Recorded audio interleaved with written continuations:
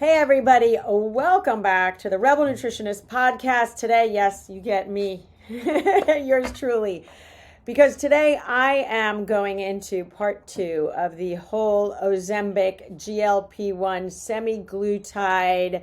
I feel like at this point I almost want to call it a debacle, but I am not. We're going to talk about all things related to these drugs, medications.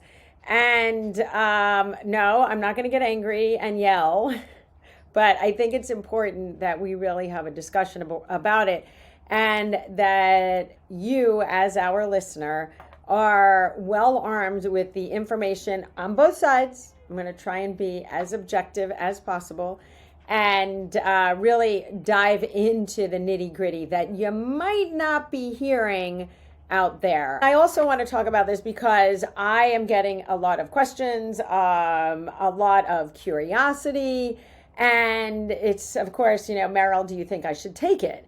And then I have the other people who are on it and are afraid to tell me they're on it. So we've got both sides of the coin. But, I do think it's really, really important to address the shame issue. First of all, I'm not a big fan of medications because medications of any kind have side effects. Period. End of story. They all do. And so I think we have to be very careful and make our decisions carefully. I mean, we saw the debacle that has happened with the vaccine and the issues that have come out of that. And that was fast-tracked, and look what we're dealing with. So again, that is a whole other topic. But I feel like the weight shame issue has to be addressed.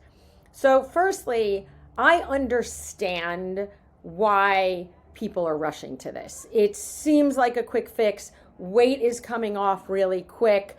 And for people who have been struggling, for people who have chronic illnesses related to their weight, whether it's diabetes, whether it's cardiovascular disease, high blood pressure, you name it, arthritis, all of these medical conditions that are actually metabolic conditions, though they have been brought on by human behavior, they are having some resolution with weight loss. And I think for people who have struggled to lose weight, this can be part of a solution to get the weight off in the way that they want to do that. But I also think we have to be very careful not to shame people, because people who are overweight or obese are getting shame on both sides. They're being shamed for taking it, yet they're getting shamed because they're overweight or obese. So what does that even say about us as a society? How horribly judgmental are we that we make assumptions about people who are overweight, and then we're making assumptions about why they're taking this weight loss medication? Get over this. I'm dumbfounded by the suffering. People who are overweight and obese suffer. People who are on the medications are now suffering because of that. And so this, like I said, illustrates the very issue that we have as a society in general. And why is it that we have no tolerance for people who are outside of whatever we consider the norm? It just incenses me. So we have to stop hiding behind our screens. Stop dishing out these thoughtless, hurtful, ignorant comments that have no bearing on your life. So stop doing it. If you are that person doing it, stop doing it. And maybe we should come together as a community and as a society more and support people who are trying to make an effort to take care of their health. That, I think, is huge. And so, again, we're all human. What gives anyone else the right to judge others? Enough already. So clearly, this is a polarizing discussion. So I've got notes here. So if I look down, it's because I am referring to my notes, because I got a lot to say. I don't want to miss the point, and I have some quotes that I want to refer to from some studies. So yes, I am looking at you, but I do want to make sure that I am not missing what I want to say to all of you. So as I said, this is a really polarizing discussion. And I'm going to say these drugs are like a downhill snowball. They are gaining more and more momentum, and I don't see any sign of them stopping. And here's why. the drug is effective, and we'll talk more about that later. But as effective as it is a huge, beyond huge moneymaker for the pharmaceutical industry.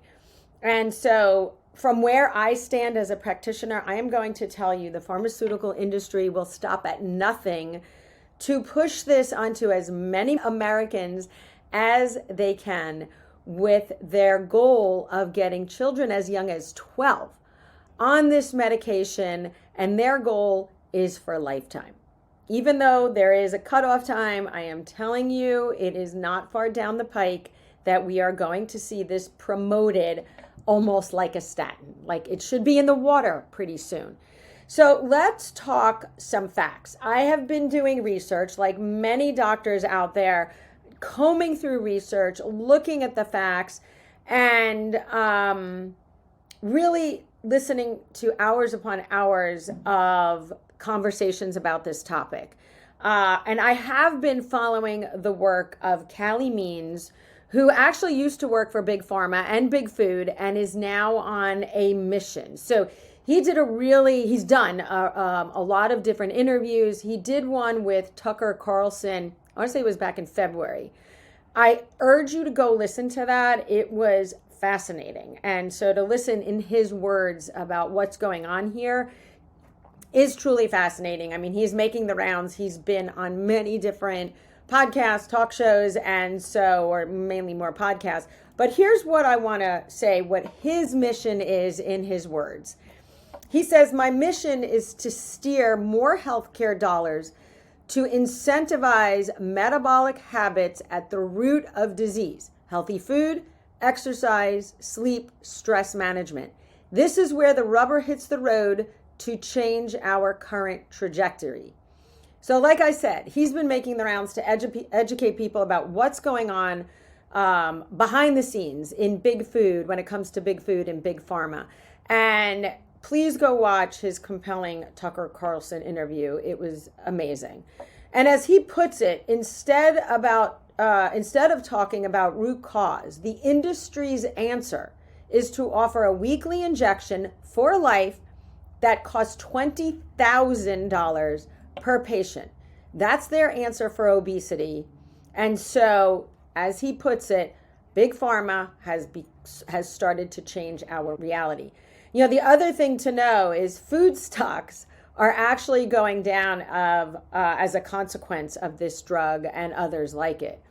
And government funding is so huge for this that their big push is that this becomes the most successful drug in American history. Let that sink in for a little bit.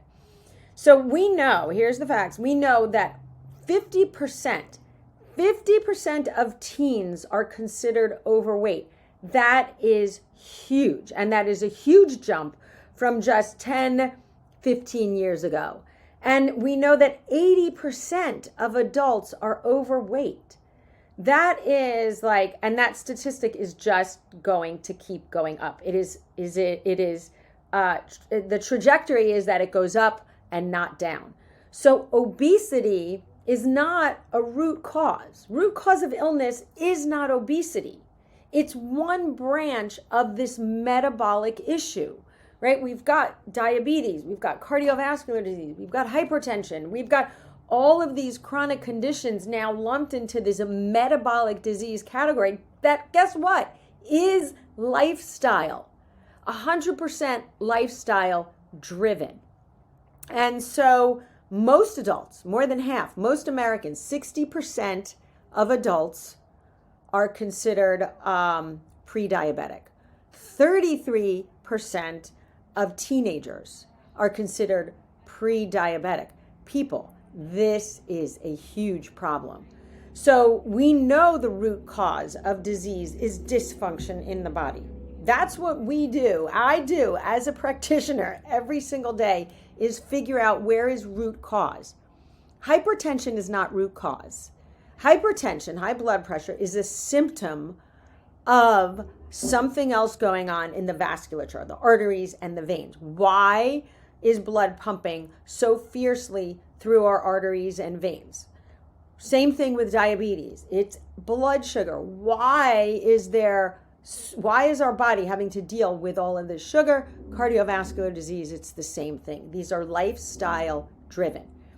And we also know that the cause of a lot of cellular dysfunction, while it may be lifestyle driven, is also driven by our environment.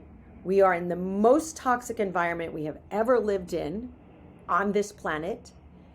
We know our food, which is so ultra heavily processed, is causing disease. And our lifestyle, stress, lack of sleep. These are real concerns, and these are real issues that we should be addressing. And we also know that 25% of teens have fatty liver that is caused by lifestyle, diet, and so forth, not caused by alcohol. I have to tell you that when I was training, 20, 30 years ago, never even saw adults with fatty liver. I mean, maybe once in a blue moon we would see, not once in a blue moon, if alcoholics have fatty liver disease. That's who we saw in the hospital. That's who I saw in the clinics. Very rarely saw an adult with fatty liver disease. And a child, a teenager, never. So as a practitioner, this is hugely concerning. And so our metabolic health crisis is really about bad decisions. And I am not talking about only bad decisions from people. And I'm not saying that this is not a target and saying, you're not smart, you're making bad decisions. We are set up to make bad decisions. We are not set up for success. Just look at our food industry. And so I'm talking about bad decisions from a food industry. I'm talking about bad decisions from big food, big pharma, and big government that wants to keep us sick. Because a sick teen and a sick adult are on their medications for life. They do not have your best intentions at heart. Trust me. Just go listen to any pharmaceutical commercial and pay attention to the side effects when all those fun things are happening and they're trying to distract you. The side effects take as long to talk about as the drug itself. So the other thing that I want you to know is that 90% of food subsidies are going to processed food, and that the number one item sold on food stamps is soda, sugary soda. And and we also have to be careful about who we're listening to and who is talking about these GLP-1s, these Ozempics, in the way of just giving good information. So again, this is not me bashing these drugs for what they do. It's bashing the people that are promoting them for nefarious reasons, okay? So Dr. Fatima Stanford at Harvard was paid directly tens of thousands of dollars and herself and in contributions to Harvard. And so not long ago, I don't remember what the date was, she did an interview with 60 Minutes. And she was trying to blame the obesity epidemic on genetics. And we know that that is not solely the case. Look, I am certified, double certified in nutritional genetics, okay, nutritional genomics. And I can tell you, one of the things that we say is genetics loads the gun and lifestyle pulls the trigger. Genetics is only responsible for, let's say, 20 to 30% of what actually is getting expressed. So guess what? 70 to 80% is in our control. It's lifestyle, it's behavior, it's nutrition, it's movement, it's environment. And we have so much science to debunk this genetic myth that she's talking about. She's not even talking about good science. We know that $8,000 of research grants were awarded to Harvard that were in direct conflict of interest. So our universities have sold out to Big Pharma, because Harvard is not the only one. And we know that NIH is a revolving door between government and big pharmaceutical companies. We know the media is heavily funded by Big Pharma. So when you see those ads, remember, the United States is the only country in the world that is allowed direct to consumer marketing, meaning they are allowed to do those commercials here in the United States and nowhere else. And so the other thing to think about is that the biggest line item in our budget is healthcare. It's not defense, it's healthcare. The bulk of government spending comes from or goes towards healthcare. And as that happens, we become sicker at a more exponential rate because we're band-aiding stuff with medications and not getting to the root cause. And this, my friends, is going to destroy our budget. Like I said, we spend more on healthcare and managing diabetes than we do on defense. And so the level of corruption is beyond. And Big Pharma has gone into obesity research. A lot of the studies that I looked at, I had to throw out because guess who's funding them? Yep, Big Pharma. And Novo Nordisk, which is the company that makes, the pharmaceutical company that makes these drugs, is actually paying the NAACP to say that it's racist to not offer Ozempic to people. Yet we also know that the NAACP is a registered lobbyist for Ozempic. So we want to talk about the divergence in classes and the race game here. Like, this is pretty obvious. We know that the American Academy of Pediatrics and the American Diabetes Association are also funded by these pharmaceutical companies. So I ask you, how can we trust what they are telling us? I mean, this is it. You know, if I sound a little annoyed, it's because they're duping everybody. You know, we need to get the right information. We need to get the facts out. These are the facts. This is not one side. This is not pro. This is not con. Like I said, I think there can be a place for this, but it has to be done in the right way. Doctors are being incentivized to sell this, to prescribe this. Novo Nordisk has given $30 million to obesity doctors, and they have on record donating consulting grants. So, you know, is it any wonder then we have the highest rates of metabolic diseases worldwide? We are not getting to the root. We are band-aiding the problem. We are a sick, depressed, infertile, oh, you heard me, infertile population.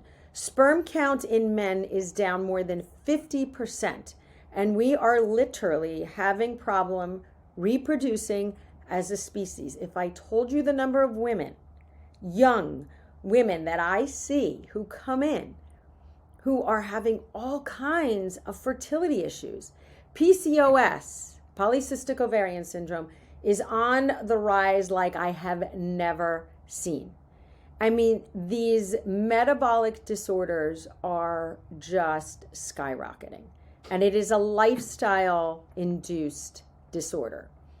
So if you can control for infections, infectious diseases, life expectancy hasn't increased. It's actually decreased. Yet for a country that is so focused on technology and advancement, why?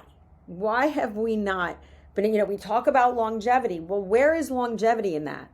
We're not seeing it. You can take a supplement here, you can biohack there. If you do not tend to your foundation, your constitution, your metabolic health, doesn't matter, you can do all the biohacking you want, you are not going to live a long, healthy most importantly, healthy life.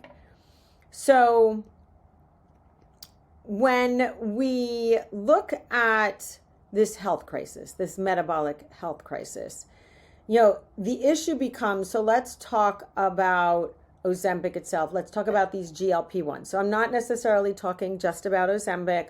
I am talking about the semaglutides that are out there. I am talking about Mounjaro, Wegovy, all of these, subclasses, and they're trizepatides. So there's different forms of them.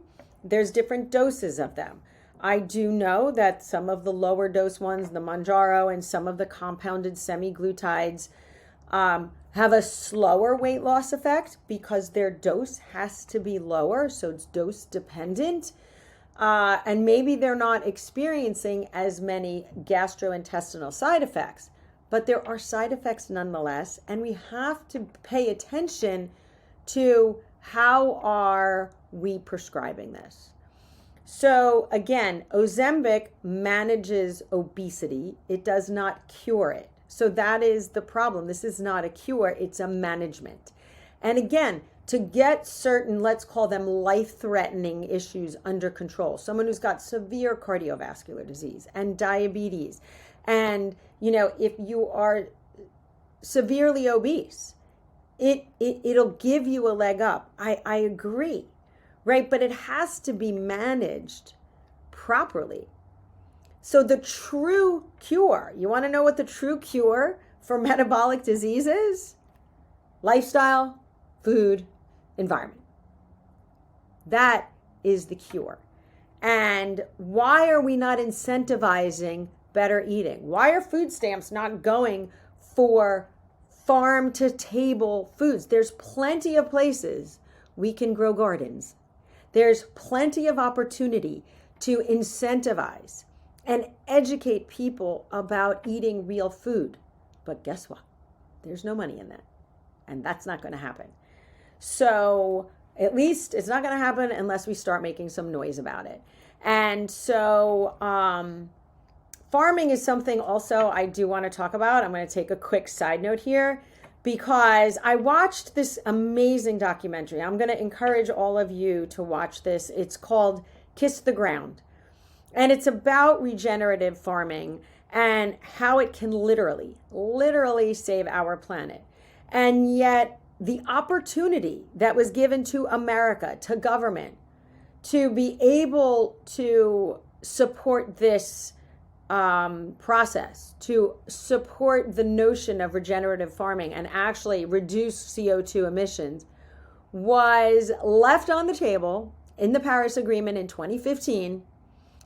An agreement that literally, like I said, had the potential to save our planet and perhaps our species, wasn't even considered by the American government. Like, shame on us.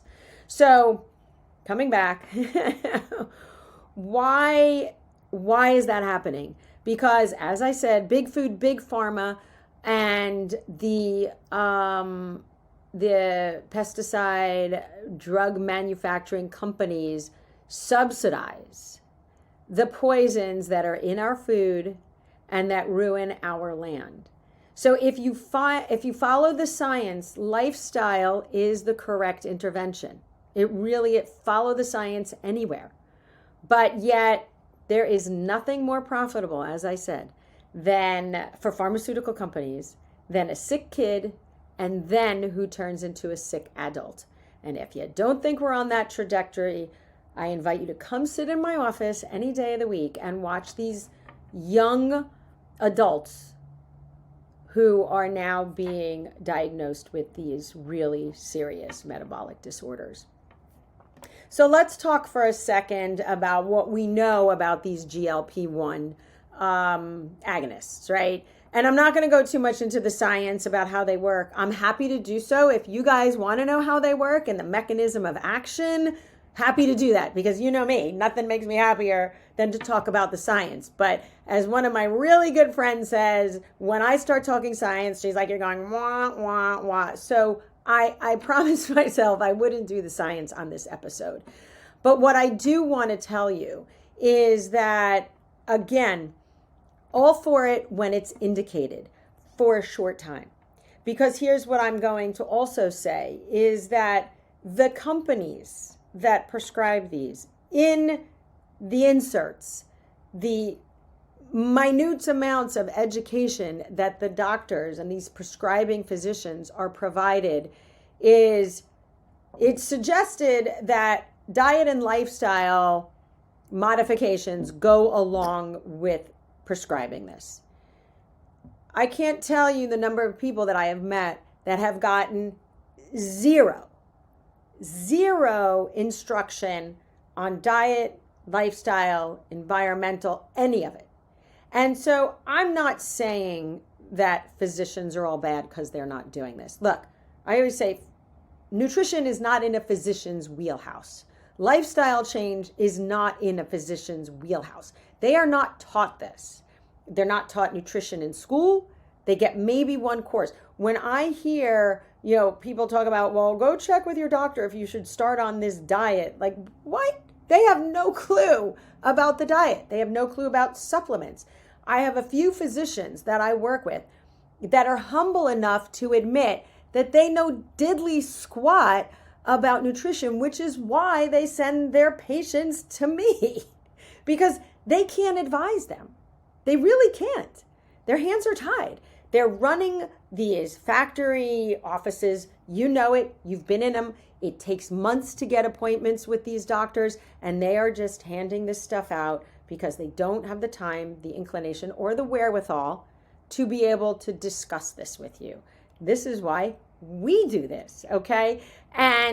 Or anybody it doesn't have to be me. Look, I'd love for you to come see me, but, find someone who knows what they're talking about when it comes to lifestyle intervention and shifts that you can start to make when you start on these GLPs, right? So we know that 30% of people go off of the drug because of these GI issues. What am I talking about? I'm talking about the gastroparesis, fancy name for slowing of digestion. That is one of the mechanism of action, is to slow digestion. So food hangs around longer, so the body has to process it longer, and you don't feel hungry.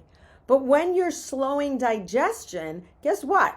Food is putrefying in your gut. Food is not moving along as it should, and there's all kinds of problems that happen with that, including diarrhea and stomach aches and bloating and nausea, and for some people, vomiting.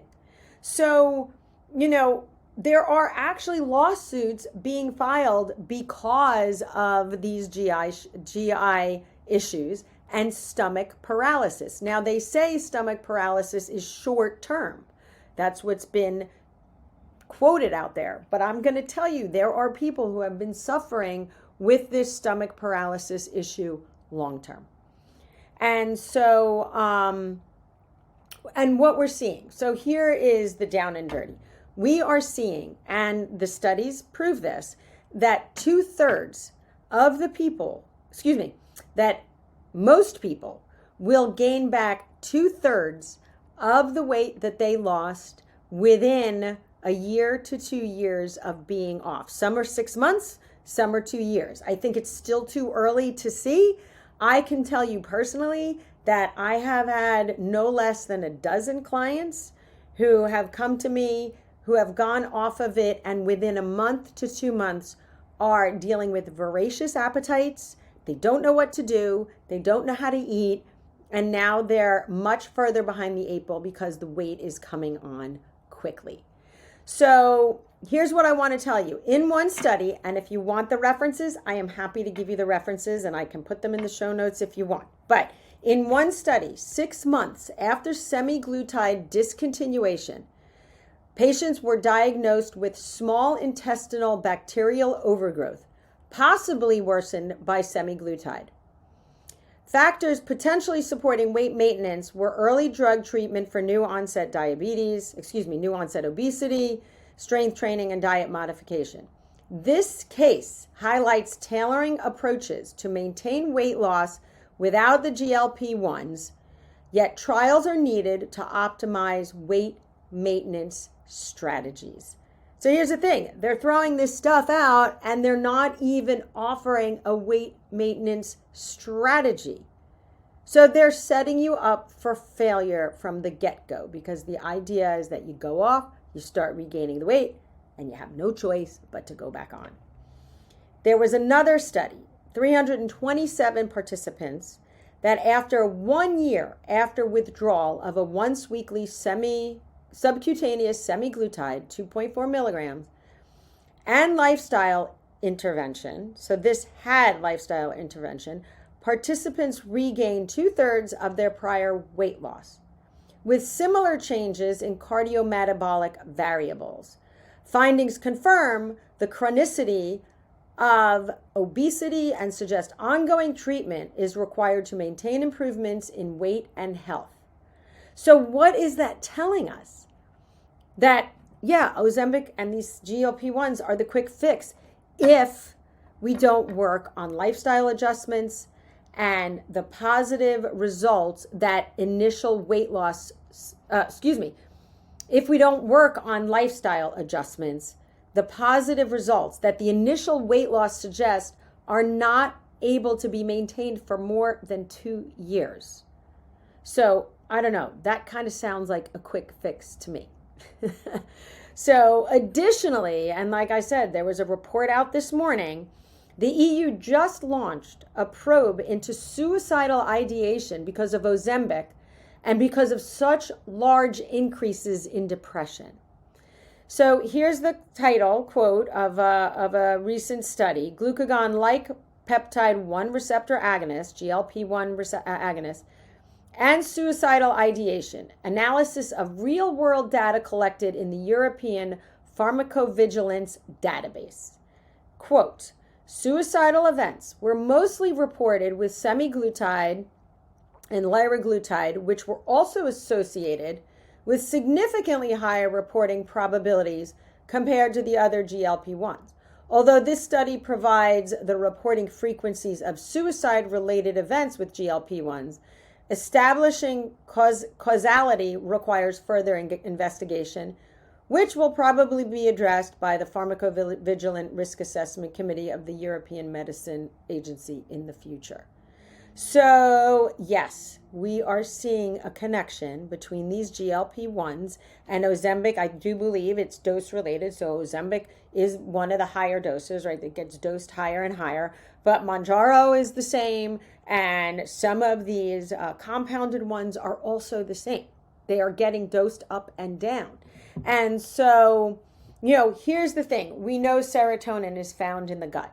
Right? Most of our serotonin, 80, there's difference, right? At least 80% we can agree on is made in the gut. And so if we're dealing with shifting gut balance, gut dysbiosis, right? Imbalance in the gut as a result of these medications, and we're affecting how serotonin is made, it's no wonder we're seeing these issues with mental health disorders. And guess what? Mental health disorder is one of the biggest targets in history, right? And so what we're seeing is that the American Academy of Pediatrics is recommending first-line therapy, means the first option given to teens for depression, anxiety, and so forth is medication. But let's talk about depression, not anxiety. But they're saying, take medication first. Let's not work on lifestyle. Let's not work on diet. Oh, and by the way, we know sugar and processed foods has a direct connection to our behavior. So, this vicious cycle of where are we getting our information from, right? So, here's what I want you to start thinking about. 94% of our population is metabolically unstable. Most of you walking around, and I'm going to say you because I know I'm metabolically stable because I do my tests, but 94% of the population is metabolically unstable. So suffering from cardiovascular illness of some point, some kind of blood sugar dysregulation, some kind of BMI, right? Like overweight, obesity, and we're poisoning our children. We're poisoning ourselves. We're poisoning our food. We're poisoning our environment. And we know food has been weaponized against us. So what is the solve? What do we do to solve this? So I'm going to say, I do think our doctors need to incentivize, they need to follow the science and incentivize better eating. We need to incentivize movement. You cannot take this drug and not embark on some kind of exercise routine. Impossible if you want to have any kind of metabolic maintenance. Here's why. And I know there's been talk about, why do we need to do resistance? I can tell you 9 out of 10 people that I know who are on this medication are not doing enough resistance exercise. What does resistance mean? It means using weight, whether it's your own body weight against gravity, whether you're lifting weights, you need to put on muscle. And you need to do it young. We need to get our young kids exercising and not just running, like doing things with their own body weight. Like what happened to that presidential fitness test, right? You had to do push-ups and sit-ups. Like, yeah, that doesn't exist anymore. Like we're not encouraging kids to be active. They're behind screens, they're behind phones, they're behind their games, and they are sedentary. Adults, same thing, right? Sitting is now like akin to smoking. It's that detrimental. But we have got to get into some kind of routine where we are putting on muscle, because guess what? Muscle, and I know I said this in my first talk, muscle is the engine of our system. Muscle is the only thing that burns calories. Fat does not burn calories. You can eat and it just sits there. Muscle uses those calories. And so muscle is metabolically active. If you are losing weight and you are not doing resistance exercise, you are losing muscle. And then what happens when you go off of this and you don't have that muscle to act as that metabolic booster? Your metabolism just completely crashes. And that's why people are regaining the weight so fast, and they can't even eat the same because they eat the same amount of calories, but there's no muscle to use it. I mean, that's the long and the short. It's a much more complicated scientific biochemical process, but you guys want the quick and the short and the down and the dirty. That's the down and the dirty. So we have got to recognize that food is medicine. We have got to work with practitioners. It saddens me. It makes me angry too, but it saddens me that I have so many clients coming in who say, my doctor doesn't believe in nutrition. My doctor doesn't believe in food as medicine. My doctor doesn't believe that I can get off my diabetes medication with just diet. My doctor doesn't believe I don't need a statin. And yes, we have proven them wrong time and time again. We have so many clients who have come in with type 2 diabetes. Look, I'm working on the type 1s. That's going to take a little longer, but type 2 diabetes, because I do believe it can be done, but give me a little more time on that. But they've had type 2 diabetes and blood pressure issues and cholesterol issues, and they're on many medications. And guess what? We've gotten them off of them. Not because I'm so great, but because this is a no-brainer, people. It is a no-brainer that we need to use food as medicine, that we need to start addressing that stress will kill us if we don't start bringing that back. The days of the harder we work and just keep going and I'll sleep when I'm dead. Like, I don't know who said that, but you're going to be dead way too fast if you are not sleeping. Everything, health backs into sleep. Sleep is when we recover. Sleep is when we regenerate. If you are not sleeping, if you are not getting a good night's rest, and earlier is better because we know melatonin is produced earlier in the night, then where is the foundation for your health? Like I said, if you're not moving, one of the things that the elephant in the room on all of these GLP-1s is, why are we not addressing the mental emotional? Because if all of these things are a lifestyle, it's not just food. We know weight. I have been doing this for more than 25 years. Weight issues are very, very, very rarely just food in, food out. It has more to do with, we eat when we're happy, we eat when we're sad. We eat when we got in a fight, we eat when we make up. We eat socially when we get together with people. Food is constantly available, constantly around us, if we don't learn how to control our ability to gauge when and how should we put food in our mouths. I was talking to an adorable 9-year-old girl last week, and she had her parents reach out because she wants to start to get healthier. She wants to take charge of her health. And I asked her, I said, do you know the difference of when you're actually hungry, like when your belly says, oh, please feed me, and when your mouth just goes, ooh, that smells good and that tastes good? And she said, I don't know when to stop eating. And this is from a 9-year-old. So imagine if those behaviors continue throughout life, where you end up.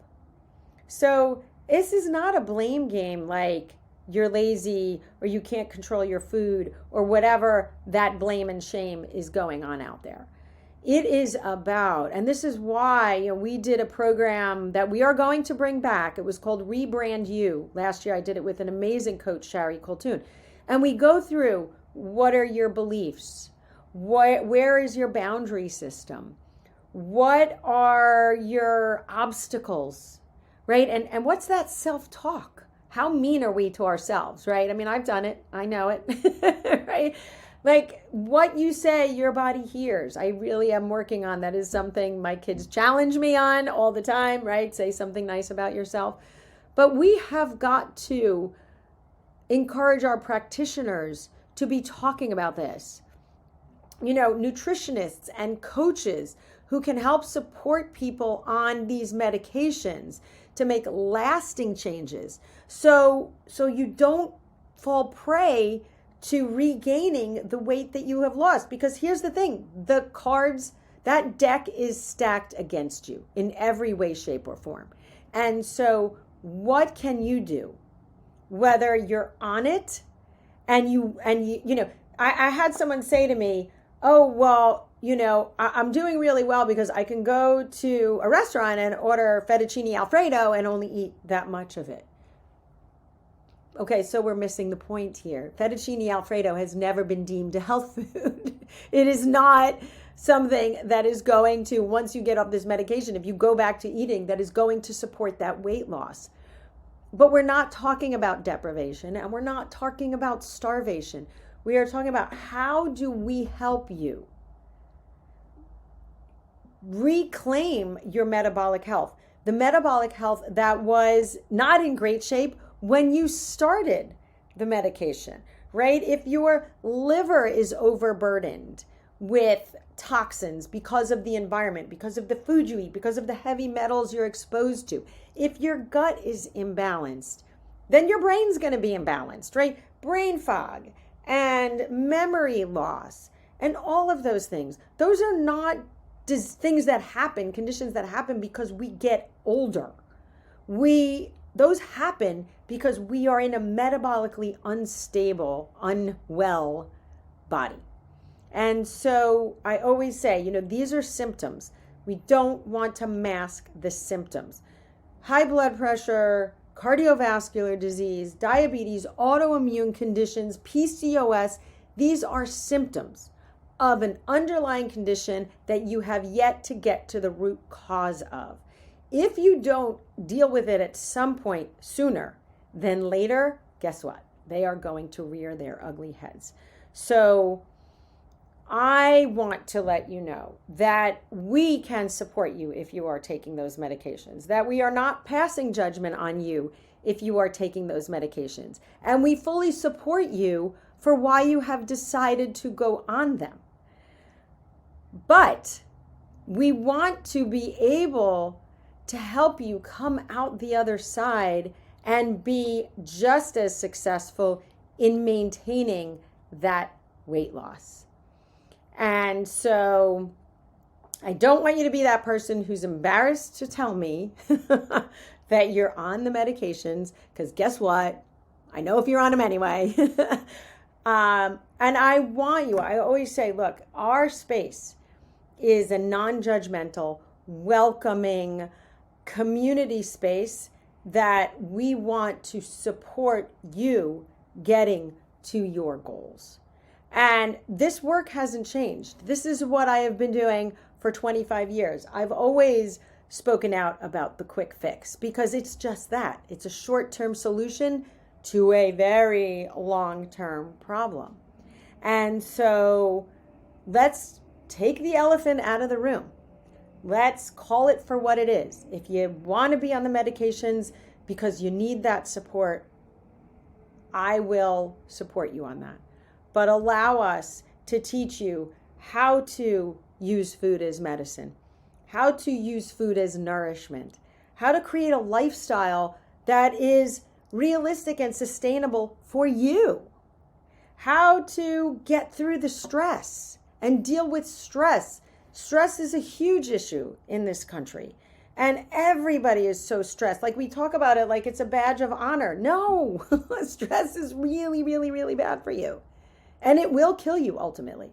It will lead to diseases that will kill you, no doubt. It can lead to all these metabolic diseases. It will disrupt everything in your body, because if your body is always in fight or flight and it is always struggling for survival, which is what that stress mode is, it can never be in repair and recovery and regeneration. So you can talk about the biohacking all you want, but if your stress if your body is always in fight or flight and you are not focusing on rest and recovery and how you balance this, then you will be a sick adult for a very, long time or a short time.